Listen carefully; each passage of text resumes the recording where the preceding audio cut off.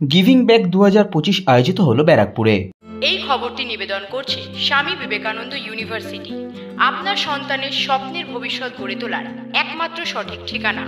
যোগাযোগ 7044086270। সমাজের সুবিধাবঞ্চিত শিশুদের মুখে শারদীয় উৎসবের আগে হাসি ফুটিয়ে তুলতে গত 13 বছর আগে 3 জন বন্ধু মিলে তাদের সঞ্চিত অর্থ দিয়ে শুরু করেছিল এক মানবিক কর্মসূচি, যেখানে বিভিন্ন জাতীয় ধর্মের বেড়াজাল ভেঙে দিয়ে শুধুমাত্র মানবিকতার স্বার্থে শিশুদের হাতে তুলে দেওয়া হয়েছিল নতুন বস্ত্র।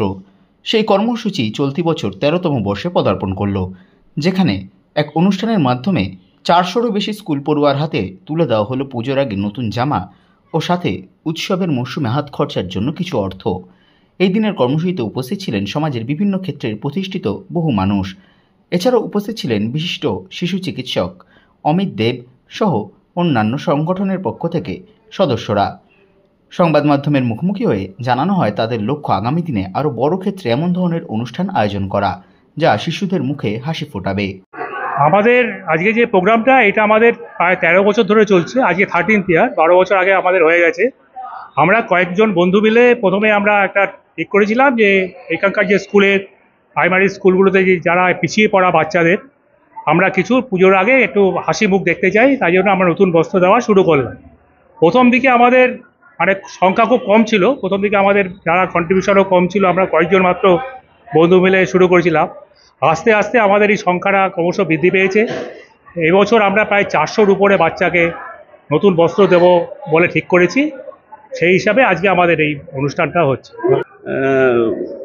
জামা কাপড়, ছেলেদের জামা কাপড়, মেয়েদের ফ্রক 50টা টাকা করে ক্যাশ, ওটা ওদের পুজোর খরচ বাচ্চাদের, আর কোল্ড ড্রিঙ্কস, ক্রিম বিস্কুট এই সব দেওয়া হচ্ছে। এটা সারা ব্যারাকপুর জুড়ে যত সরকারি গভর্নমেন্ট স্পন্সর যত প্রাইমারি স্কুল আছে তাদের মধ্য থেকে যাদের অর্থনৈতিকভাবে, এটা আমরা ঠিক করি না, টিচাররাই ঠিক করেন কারা কারা পাবেন, সেইভাবেই আমাদের দেওয়া হয়। টিচাররা আমাদের টোটাল নাম পাঠিয়ে দেয়, সেইভাবে আমরা ড্রেস মাপ অনুযায়ী কিনে। এবং একটা জিনিস বলতে পারি যে আমাদের প্রায় 99% ড্রেস মিলিয়ে দিতে পারি সবার যে যে সাইজের ভাবে। আমরা এত বছর এই লাস্ট 12 বছরের অভিজ্ঞতায় দেখেছি আমাদের ফেরত আসে না। 1% ফেরত আসলে আমরা সেগুলো আবার চেঞ্জ করে সেই ধরনের ড্রেস দিই। হ্যাঁ, এখানে আমাদের কোনো ধর্মের ভেদ নেই। অর্থনৈতিকভাবে পিছিয়ে পড়ে আমাদের একটাই উদ্দেশ্য, বড় পুজো হবে, বাচ্চারা নতুন জামা পরবে না, এইটাই আমাদের সবচেয়ে মাথায় থাকে যে বাচ্চারা একটা নতুন জামা পরবে, সে যে ধর্মেই হোক।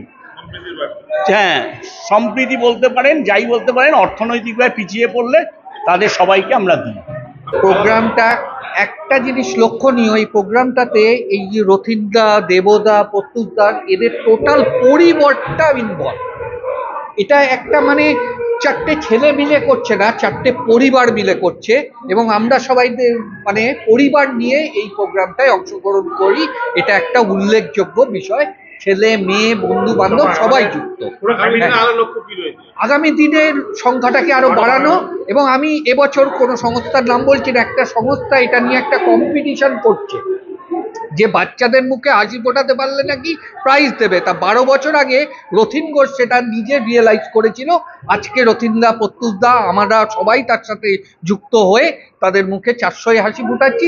আগামী দিনে কথা রাখছি, এটা 1000 পার হতে চলে যাবে।